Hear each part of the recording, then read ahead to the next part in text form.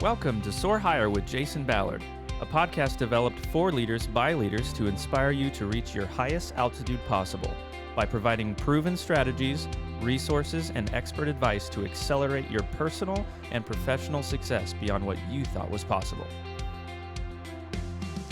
Well, I'm Joel Wieland, and I'm joined in studio today by your host, Jason Ballard, and today we're going to be talking about the top fears facing business executives today. Welcome to the show. Hey, good to see you again, Joel. Man, it's good to see you, Jason. Well, if you missed out on last week, definitely go back and check out our episode with Jana Donovan. She's a work stress guru. She had a lot of awesome things to say about just the stress and burnout that people are facing in the workforce today. But now we're going to be diving even a little bit farther into that same kind of vein, and we're going to be talking about the number one thing that's holding people back in either the executive sphere or just in the normal workplace. Jason, tell us a little bit about that. Yeah, Joel. When you think about what really holds me back individually, what holds the company back, what holds people back as teams, groups, on whatever level you want to think about it, there's one single thing that holds people in groups back more than anything out there. Any idea on what that is, Joel? Man, I have a little bit of an idea, but tell us a little bit more about that. 4-letter word. Ooh. Starts with F. It's not what you're thinking. Fear. Fear. That makes Fear sense. is the number one thing that keeps people from any walk of life, any part of the world, any industry, any career, any level in an organization, whether you're a business owner or a frontline worker, just starting out in the world. Fear. Fear keeps everybody from really being the best they can be in this world. Man, that sounds, well, one, it just makes sense. I mean, I'm just thinking about plenty of the experiences I've had in my past vocational life, but even just back to when I was a kid, like fear has a lot of effects on how we develop as human beings, how we experience life as we grow up, and then ultimately, how we find our jobs. Yeah. You can go back and look at and study different people's lives and track how fear has shaped their life and their journey in their life. You just think about, man, what if I didn't have that fear? Where could I have been? Where could I have gone? What doors could have been open for me with fear? On the other side of it, fear can be a really good thing too, because it can keep you out of trouble. It can keep you from going the wrong direction. It can actually help shape you in a positive or negative way. Yeah. But at the end of the day, fear is a fact of life that every single person has to deal with. There's a lot of talk in the world today about equality and diversity and inclusion, but there are a few common denominators that level the playing field for everybody. And one of those is everybody has to deal with some type of fear in their life. In fact, there are 6 different types of fears that are most prevalent in our lives today. Really? Okay. Well, let's talk about those, maybe just each in turn. And maybe even before we go into those things, maybe tell us a little bit about how those fears develop and how those things shape us. Yeah. So when you think about fear, there's different types of fear, right? There's fears of success. There's fears of the unknown. There's fears of failure and losing control. There's fears of change and rejection. There's all kinds of fears. But where do all those come from? Where do they stem from? And really, if you really study this and think about it, it all goes back to our childhoods. All goes back to, Joel, were you ever afraid of the boogeyman when you grew up? Oh, absolutely. I grew up in western Colorado. My dad moved us from inner city Denver out of the middle of nowhere because he wanted to basically grow fruit trees and have animals and stuff. It was an awesome childhood. It was just very diverse, I would say. And I feel like the thing that I can remember the most of is just the weird feeling of being in wide open space. So absolutely, yeah, there was just some fears of something that would sneak up on you in the dark when you were out in the middle of nowhere in Olathe, Colorado. My goodness. Yeah. Fears are developed based on our surroundings, based on the things that are going on around us. Some, a lot of people are scared of the dark. Some people are scared of noises or the lack of noise.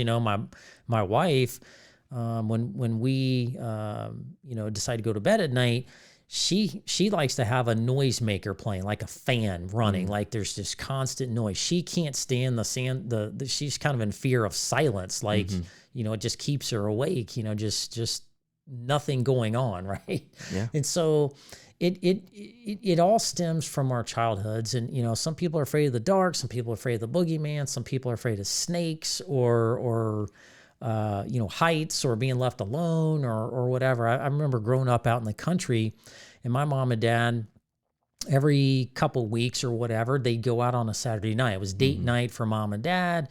Heck, I was 12, 13 years old. I wasn't a little kid. I was able to stay home with my little brother, and they'd go out. We lived out in the country. We lived in the woods. There's no neighbors. I mean, if something happened, we're by ourselves. Yeah.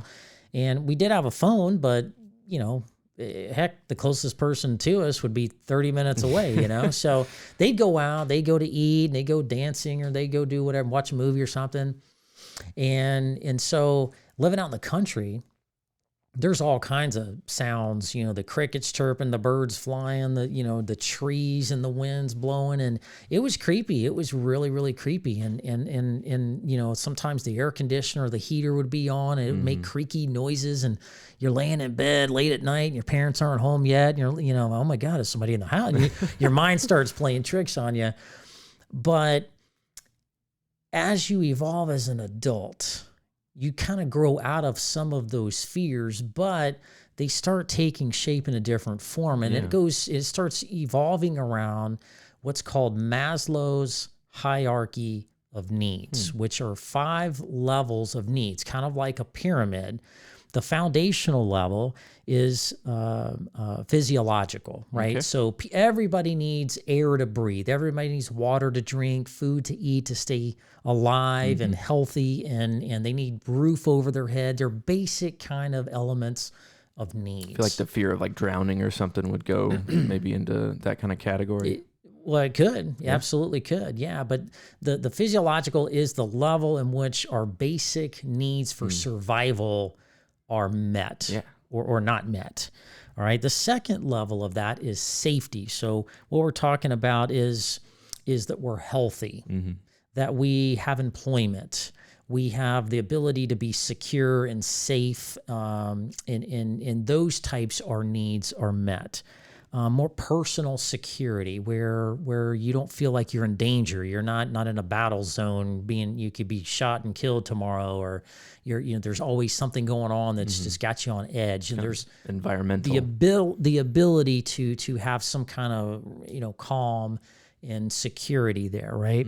The third level is like love and belonging. Everybody needs somebody. Everybody needs love. That's just how human beings are built. That's how we are made and programmed in our minds and our hearts and all of that. We need friendships, relationships. We need to be liked and accepted and loved, etc. The fourth level is the esteem level, right? So we're talking about respect.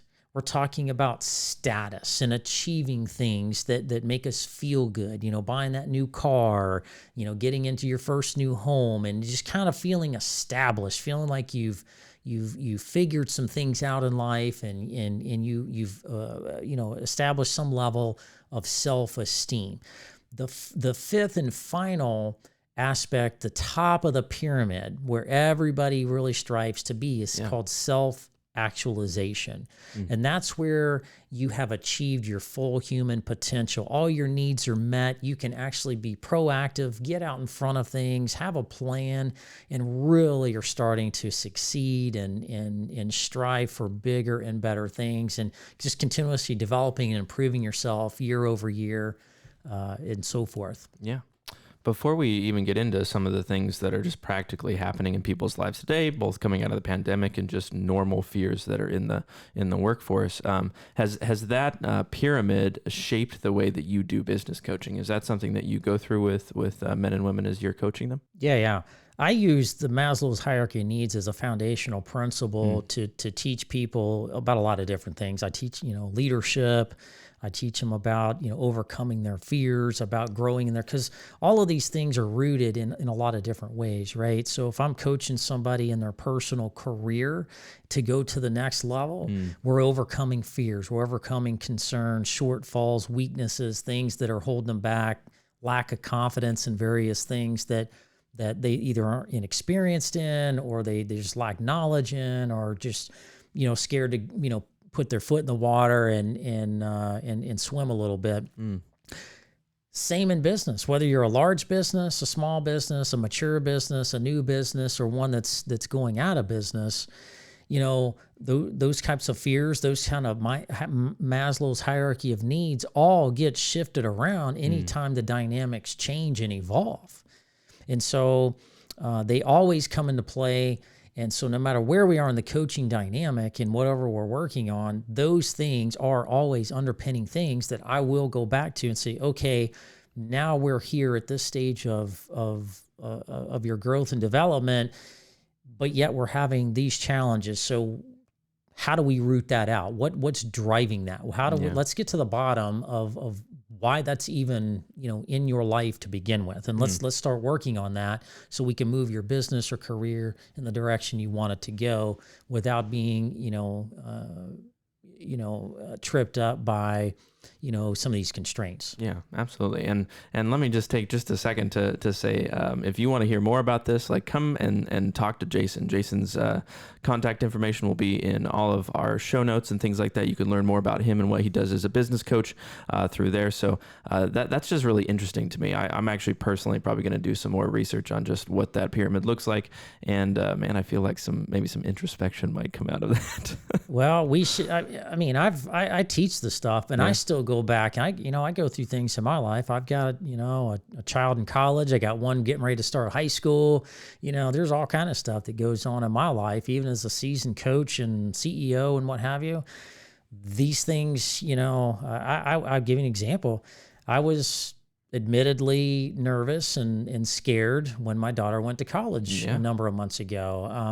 She was out of the house. I can't see her. I can't protect her. And what if something happened? And there's all these things that go through your mind as a dad, of course, of a daughter that kind of grew up as a little princess girl that's now on a college campus where all these crazy things could theoretically happen. And it kind of goes back to Maslow's. Okay, she needs food. All right, check. We got the dining hall card. She needs water. Okay, we got a faucet over here. Okay, we've got shelter. You don't think about it, but you do go through those kinds of things at different phases of your life as things evolve. It's just human nature. That's why it's scientifically, based and proven. Yeah. And so one question before we get into just what these practical fears are. Have you ever met anybody while you've been coaching that has just not been afraid, that's been able to go through this pyramid and say, I have everything that I need. I'm just never afraid? No. Yeah. So the Maslow's hierarchy of needs isn't all about fear. It's not fear-based, but the things that make up Maslow's hierarchy of needs creates the fears or allows you to overcome those fears. The principles, all the things that make that up, and all the dynamics that scientifically create Maslow's hierarchy of needs is not strictly about fear. It's about the things that drive the fear. It's the underpinnings, the foundation of things that really drive the fear. Yeah, that does make a lot of sense. So yeah, absolutely. Friends that are listening, check out Jason's information on Maslow's pyramid, and just maybe do some honest introspection and realize that even though you may think that you've got it all together, I've definitely thought that at certain times in my life, there's always something that we can be working on. And at the end of the day, we're all humans. It doesn't matter where you are positioned in your workforce, if you're the owner of a company that employs thousands of people, or if you're just getting started on your first company, there will be areas in which you can grow. So as we transition over to this what these practical fears are, maybe give us a little bit of a background. How did you come, Jason, in your experience, to be able to recognize these fears in other people? Yeah. So fears show up in a lot of different ways. It could be as simple as somebody saying, "Hey, I really just lack confidence in, X." Today I got a random phone call from somebody that was looking for a business coach. They want to start a business up in northern Kentucky. We started talking, and there was a fear of the unknown there. Like I have this great idea to open up this type. This is kind of like a consulting style of business. Where this particular young lady wanted to help people with relationships and career and things like that. Very interesting business model. Very outgoing young lady. She's gonna do great no matter what she does. She's just got that kind of spirit about her. But as we were talking, she just flat out came out and said, I just lack some confidence in just business knowledge. I've never opened a business. I don't even know how to get started. And I'm excited, but I'm scared. I don't know what to do. And I'm afraid to make a mistake. And sometimes people just will put it out there. Sometimes they don't. Sometimes they will just, their body language will say it. They'll say one thing and do another. Yeah. So when I'm coaching people, I'll give you another example of another client that has a tech company. He'll I want to, do X, Y, and Z in my company this year. And we're going to, okay, well, here are the things we need to do. And we'll have a plan and some goals to do that.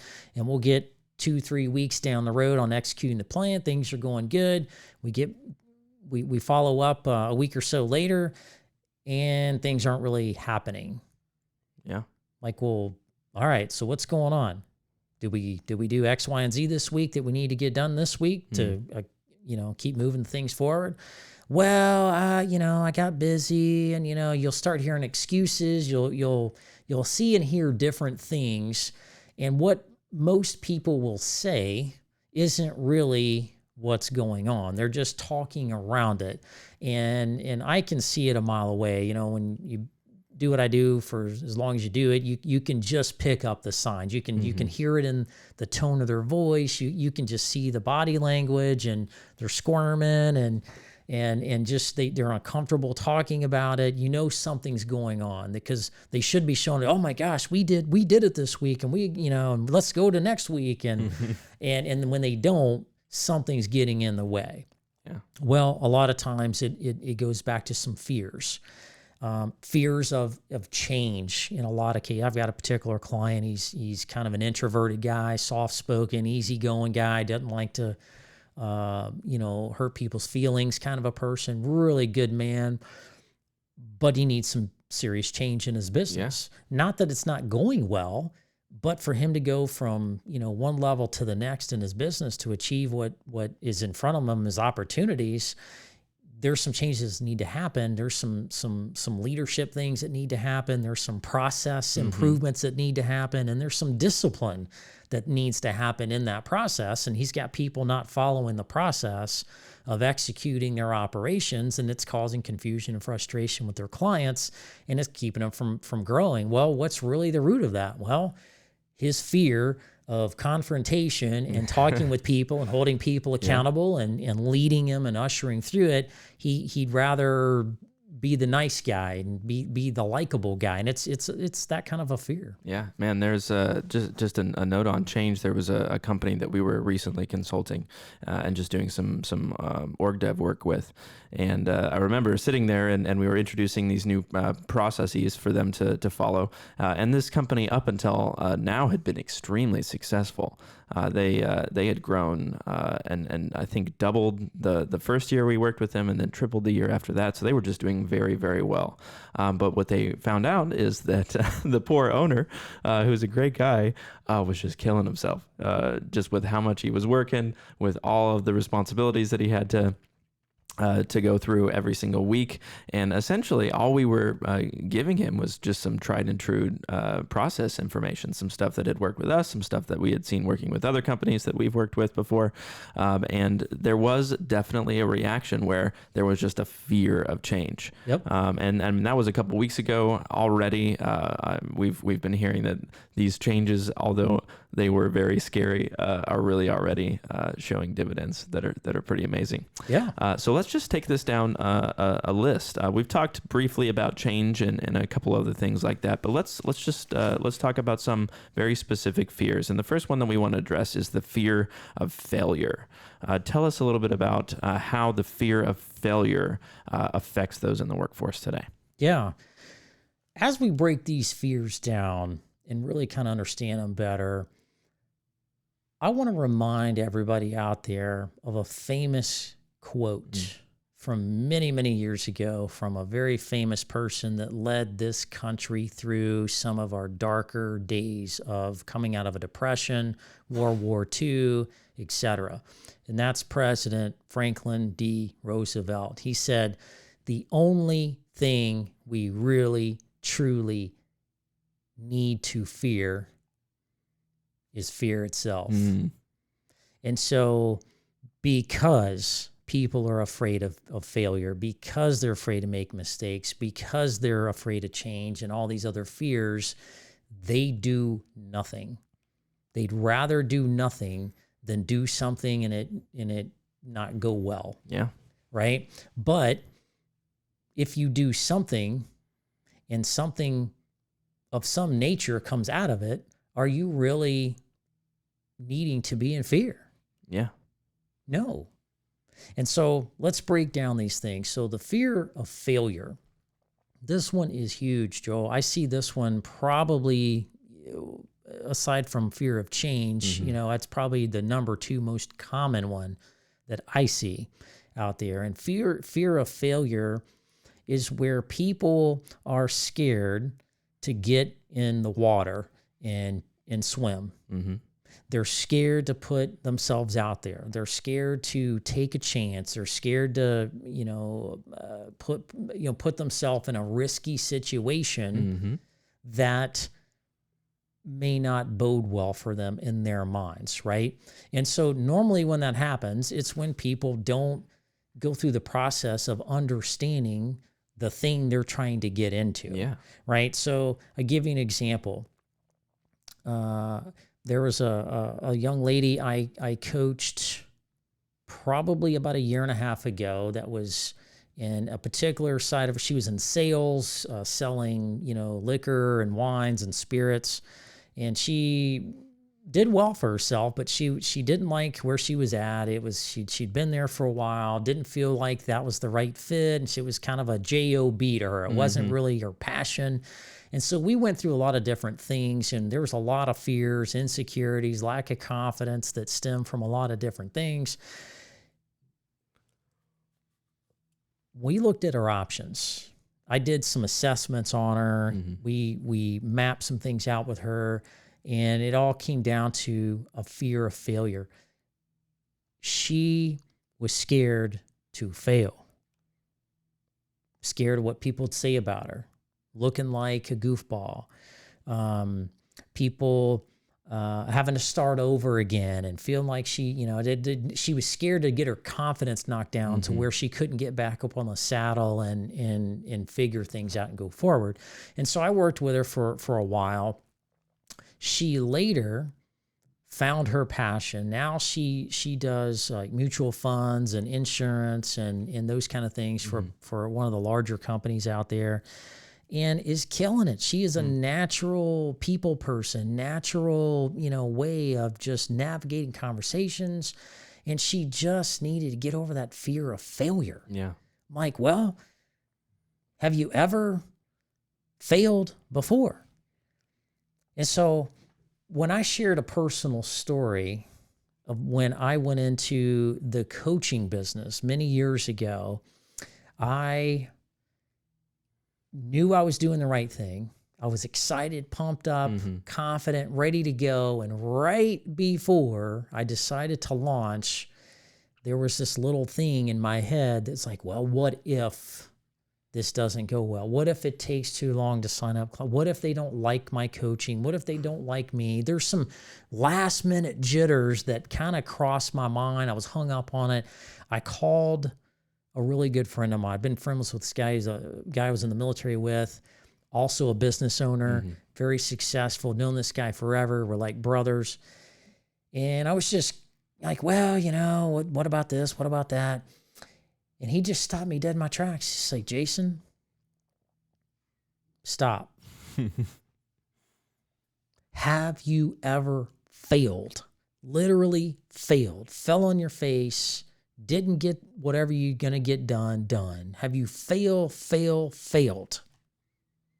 And I sat there a minute and I said, well, I've messed up some relationships and I've done, he's like, no, that's just living life. That's not failure. Have you really, truly failed? And I sat there and then I thought, man, I can't think of anything. I don't even know what to say. And it was quiet on the line for me. He's like, that's what I thought. Can't think of anything, can you? And I'm like, well, I'm struggling. I feel like cocky saying it, but I'm struggling to find a situation. He's like, that's because it doesn't exist. Because that's not you. People out there listening to this podcast, you're not a failure. You're not going to fail. All you do is learn. Yeah. And he said, so I want you to jump off that cliff and just soar. You're not going to crash and burn. And I woke up the next day, boom, and launched. Yeah. Man, that's great. That reminds me of actually a conversation I had recently with a friend that I just go to church with. I knew him back when we were in sales together. He did extremely well there. Decided to start his business or start a side business, and that business didn't really go anywhere. and he has since shut down that LLC pretty dramatically. And I was talking to him the other day, and kind of the general consensus was like, oh, well, now you can be successful because you've failed at your first business. And I mean, he's a really happy-go-lucky guy who just is barreling towards things, and he's already pivoted. He's already found a different passion, and I think he's trying to get into rental properties now. So he's got 1 or 2 properties that he's working on. The original LLC that he had started did not go anywhere. His business partner moved away. But he's not looking at it as failure. I mean, technically, one business got shut down, yes, but there's already another one that's already, in its fledgling state, and he's already reaching new levels of success already. So it seems like maybe that fear of failure has a lot to do with your mindset. Would you say that's correct? It's all in your head. It's all mindset. When you fail is when the game is over. Like if you're playing a football game and the time on the clock runs out and there's no more time on the clock and the number on the scoreboard that the team you're representing is lower than the other teams, then you lost. You failed to win the game. It doesn't mean you're a failure. It doesn't mean you're a loser. You shouldn't play football again. It means time ran out and the other team had more points than you. So the game's over and you move on. But you're not a failure. You get back up and you win some more games, and you strive to go for the championship again. Yeah. Wow. Man, well, moving on to our second fear, tell me a little bit about the fear of the unknown and how that affects people in business. Yeah, this one's a good one because, when you don't know what's around the corner, you don't know what to expect. Because Maslow's hierarchy of needs, people like their comfort zones. That's how they build up into the pyramid. That's how they grow. That's how they get more secure. And when they get in their comfort zone of doing things, and then you're required to make a change. It could be a job change. It could be a pivot in your business model. It could be, anything really. When you're required to make a change, and we all are, because the only constant in life is change, it introduces unknowns that concerns people, because then they start thinking, well, what do I need to do different? How is this going to affect my time? How is this going to affect how I approach this? How is this going to affect my money? How is this going to... They go back to Maslow's hierarchy of needs of things and how this is going to move my Cheerio bowl around in a negative or positive way. And they're trying to figure out a way in their head of how to minimize risk, how to minimize things that could go wrong, or they try to control it too much, really. And so, as a coach, My job is to shine a light. I think, all right, let's look down the tunnel. It's kind of dark. We can hear some echoes, but on the other side of that tunnel is your next level of success. You may not be able to see it. It may be kind of dark and we're kind of feeling our way through it because it's new and different for you, but it doesn't mean, it's maybe unknown to you, but it's not unknown to me because I've been through the tunnel. I know where that's at. And oh, by the way, click, click, I got a little flashlight here and it's shining a light on the path and where we should go through this the most effective and efficient way. And when you can put people's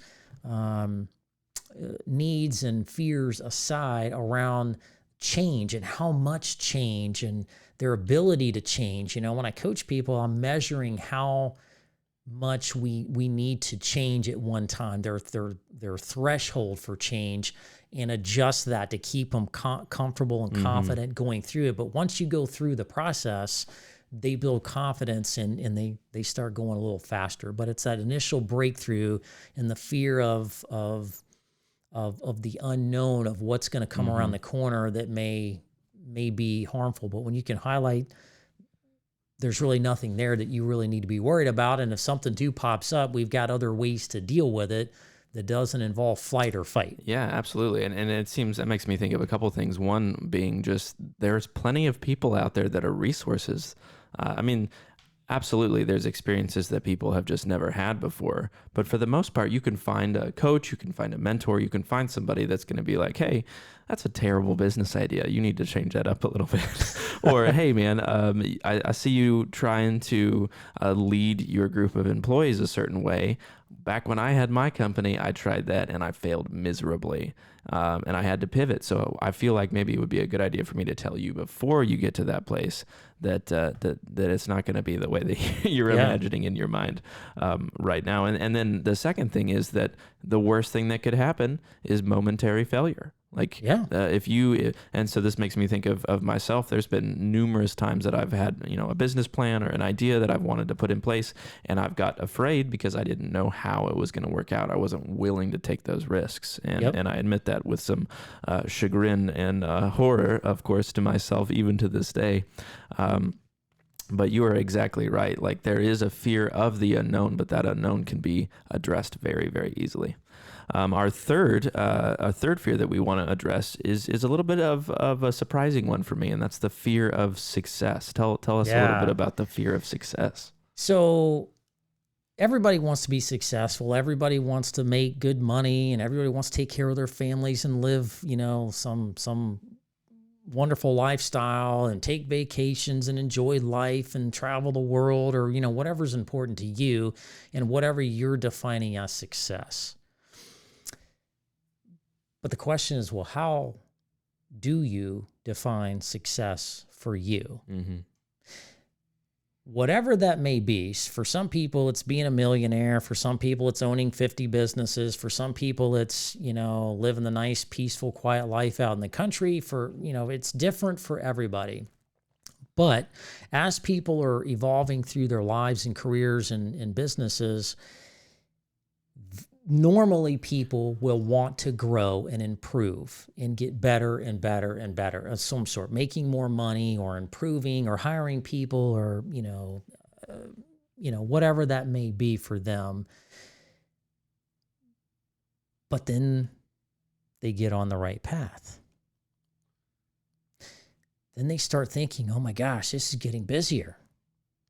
I have a particular client that was out and about, calls me up and says, hey, all the stuff we've been working on has kicked in. I'm getting scared. It's like, what are you scared of? That's what we've been talking about. This is what you wanted. You define success this way, selling these types of products to these types of high-end customers that pay you the most amount of money that you can make on these things, right? You have achieved the pinnacle of what you define as success for your company right now. Mm-hmm. And he's like, yeah, but I can't keep up. Mm-hmm. I was like, well, work faster, work harder, hire more people, whatever. That's just the problem. It's like, no, I can't keep things straight. He started getting into the success trap. Mm. What is the success trap? So the success trap is when you start achieving the things that you've had as a goal. You've been talking about it, thinking about it, and you finally start doing it. And then the mindset kicks in and says, "Oh crap. Running a $10 million company or being a VP in a company is a whole heck of a lot different than running a $5 million company or being a mid-level manager in a company. More responsibility, more risk, more potential reward, more things to deal with on higher levels. Cash, when you start growing and scaling, a lot of people run into cash flow problems. That is a big fear of them. And so they fear that they're going to, the success starts kicking in, and they're not prepared to continue to sustain that level of success. You'll see that a lot in like a mid-level manager that makes it up to VP, and they fast track their career. They're hardworking go-getters. The bosses keep giving them a bunch of work to do because they keep killing it. And all of a sudden they're making VP pay and they got VP responsibilities, and they get overwhelmed and they can't keep up with the pressure and the expectations and the things that need to happen to serve at that VP level, and they start caving in a little bit. So they get scared of that success. Like, oh my gosh, I didn't realize it was going to be this way. I don't know if I like this or not. Some people I know have allowed themselves to be demoted back to where they're more comfortable. They never could adapt. That's where coaches and mentors and people can help facilitate. You want to get on the front end of that. You never want to be promoted because you worked hard, and then the expectations and the pace and the tempo for which that level operates hits you in the face, and you're kind of like a stunned fish, like, oh my God, I don't know where to go, where to go from here. You don't want to try to fix that. You want to be on the front end of that, grooming yourself into that role, so when you hit that next level of success, you're prepared for it. There's no surprises, and things are a little bit more effortless for you. And that makes sense. And that I feel like that bleeds kind of into our next category that we've talked a little bit about already, but the fear of change. I feel like when you do reach that level of success, whether that's a standard that you've put on yourself or someone else has put on you, I feel like there could be a comfortability that comes along with that, and there can be a massive fear of change. Can you tell us a little bit about that? Yeah, fear of change is in everybody. It's in everybody. It could be fear of change, of changing the bedding on your bed, to the socks you wear, to the office you work in, to the boss you work for, or some new business venture you're trying to launch. I mean, change is everywhere. And so the question is, are you disrupting or are you being disrupted? Do you want to be the one, making the change, or do you want to be the one on the receiving end of change? And so not everybody can control the change. Some people may be in positions to control the change. Some people may be a part of the change, but there's a process you have to go through for change to work properly, right? There has to be a current state of, well, things are working this way, and they're good, but they're not good enough to take me to the VP level, to make me a business owner, to grow my business from 20 million to 50 million, right? Change is good. Change has to happen, but it's a process, and you cannot disrupt it. You got to plan for it. You've got to have a better vision of the future. So you've got a current state of the way it is now and how that may or may not be good enough to move forward. You got to have a vision of the future and a plan. And then you actually have to take action and get results, because life rewards action and results. And so if you don't take people through that process, if people can't see, even if it's your own change you need to make or change that you're implementing in your organization, you have to show people visually why the change is needed and what the benefits of that change are and how it's going to be better tomorrow. All of those things to overcome the natural resistance to change. Until people see the vision of the future and how it's going to be better, until people can see action and see things actually starting to work. And this is possible. And yes, the people that are working this know what they're doing. Then the change can really be realized. It's called the Gleischer's formula for change. And if you follow that, it can make going through the change process much more simple and a lot more, a lot faster. Yeah, that makes sense. And then finally, just the last category that we want to touch on briefly before we get to maybe some like happy stuff that we can talk about, some solutions to all these fears. Lastly is the fear of rejection. Tell us a little bit about the fear of rejection and how it affects people. Yeah, at the end of the day, we're all human beings. We're people, and people have thoughts and feelings and insecurities, and just are different places in their lives, depending on where they are in their journey in their life. But every single one of us at the heart and soul level really are impacted by perceptions of acceptance or perceptions of rejection. And one of the most devastating things that can happen to people that can knock their esteem and confidence down is being rejected. Whether that's you putting in for a job that's ideal for you and nobody calls you back, whether that's you go to lunch with the boss and you talk about next steps in your career and they look at you and say, well, you're doing good, keep up the good work, and we'll see what we can do. I don't think you're quite ready yet, but yet you think you're ready.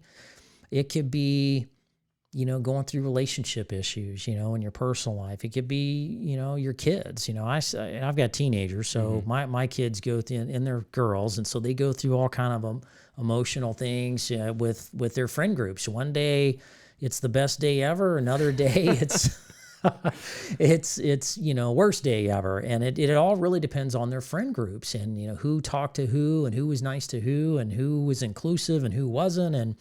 And so the fear of rejections, because that really can pierce the heart. It can affect your emotions. It can affect your feelings, and those things are connected. It's called the law of self-control, right? So it all starts with the thought. So if you get rejected or there's a perception that you may be rejected that's holding you back from doing something that is something you need to do that's good for you, those thoughts lead to feelings. Those feelings ultimately lead to action or inaction, and that usually leads to some kind of an outcome, usually for people that let this control them, not where they want to be. But if you can recognize that and work through that and control that, boy, you're way far down the road. And that makes a ton of sense, and just gives us a lot to think about as we launch into this discussion of fears, and the direction that we want to take the podcast through just the next several weeks is just addressing each one of these things, looking at them from a kind of a workforce perspective. Reminds me of one of my favorite quotes from Dale Carnegie: "Inaction breeds doubt and fear. Action breeds confidence and courage. If you want to conquer fear, do not sit at home and think about it. Go out and get busy." So we want to give people tools. We want to give our audience just practical things to think about. And we're not going to give all the secret sauce away today. I hope we're hoping to have some people coming in to the show in the coming weeks to talk about just a winning culture and things that you can add directly to your work environment to make, your employees stick around for a while and feel appreciated and loved and not have to worry about a lot of these fears. But also just so that you personally, as the leaders of your company, as the leaders of your startup, can reach the next level of your success. So as we kind of wind down this episode, we're about getting to our time. Just give us a few areas in which we can start addressing those fears that we all absolutely face as human beings. Yeah. So the whole purpose of this podcast is to be a resource for people in their business and their careers, no matter where they are in their journey. It's to be a resource, from a coaching, training, expertise level, all the guests, all the pro tips and things that we want to make people successful. Yeah. That's our mission here.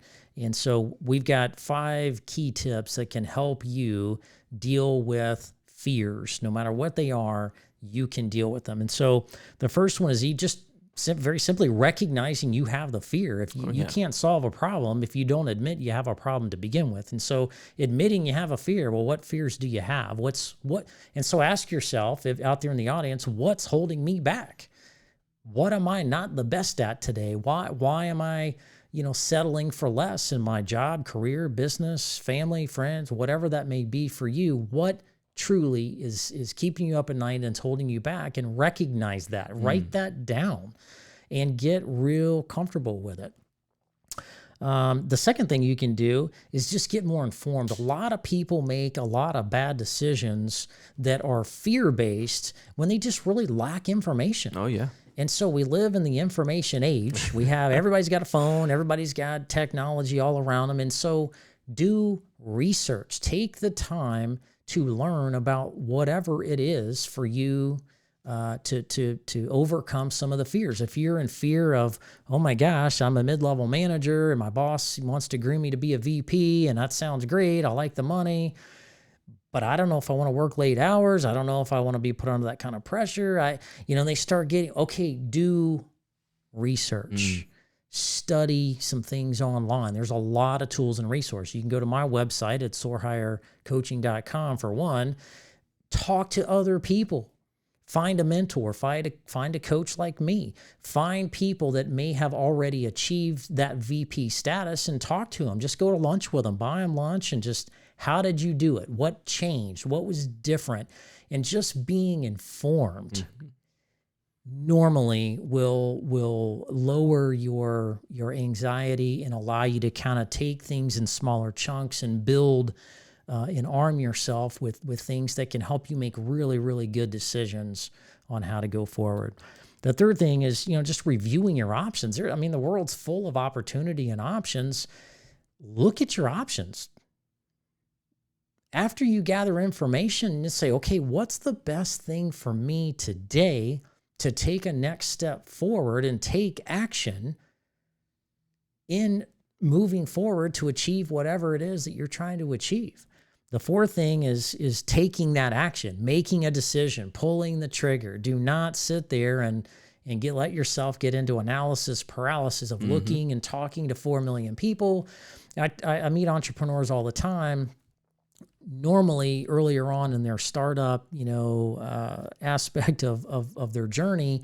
And then they talk to everybody and their brother and, know every entrepreneur in town, and they just go round and round and round. They go nowhere. They're in the same place they were 3 years ago. When you see them again at some function downtown, and they take no action. But you've got to take action. What's best for you? What are next best steps? And take action. If you fail, great. You'll learn. You won't make the mistake again, and you'll keep going.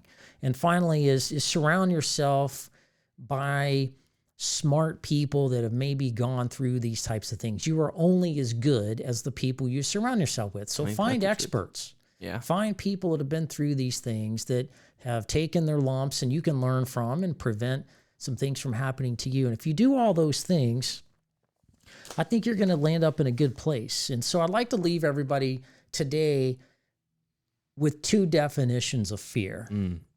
Lay it on us, brother. Lay 2 core definitions of fear. Fear, spelled out as F-E-A-R. That can mean forget everything and run, which a lot of people do. Or fear could mean this, Joel. Face everything and rise. Ooh, that's good. And so the choice is yours. Which one are you going to be? Because you have tools, you have resources. There's everything you need to be successful is within arm's reach. You just have to take action and reach out and start learning, start talking to people, get a coach, get a mentor, because the world needs everybody to be their best. The world is counting on this next generation. I'm getting to be an older guy. I can't do everything, that I used to do. We need people to step up, people to learn. That's why we have this podcast, is to share and grow and empower people. You can do it. You can do it. And so in the words of a former colleague, Jack Canfield, everything you want in life, everything, personally, professionally, doesn't matter, is on the other side of fear. Be brave, be fearless, go do it. Great podcast. Man, that is an excellent, excellent word from you, Jason. And man, I'm just very much looking forward to the coming weeks where we can dive even deeper into those things. But we want to thank you for listening to the Soar Higher podcast with Jason Ballard. All of our social links will be in the show notes. Please like and subscribe. We're always looking for new ways to interact with our listeners. So please take that link that you find in the show notes and share it with your friends, your family, anyone that you think might be interested in learning more about this. If you are personally interested in learning more about Jason and his work as a business and an executive coach, please visit soarhighercoaching.com. That's soarhighercoaching.com. And please join us again next week as we provide more insight on how to overcome the latest business and career challenges people are facing in the workforce today. We'll see you next week. See you.